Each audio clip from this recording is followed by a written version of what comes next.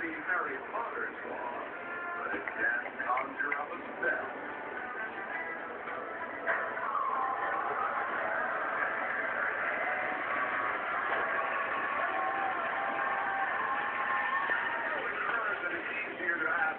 Forgiveness and for permission, that's probably the best approach for us to take. So, for the squeamish, ahead of time, I'm sorry.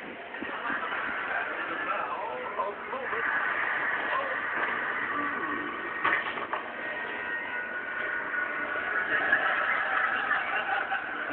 Good, Carly. Very good.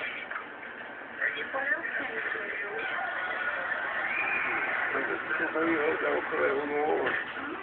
I want that.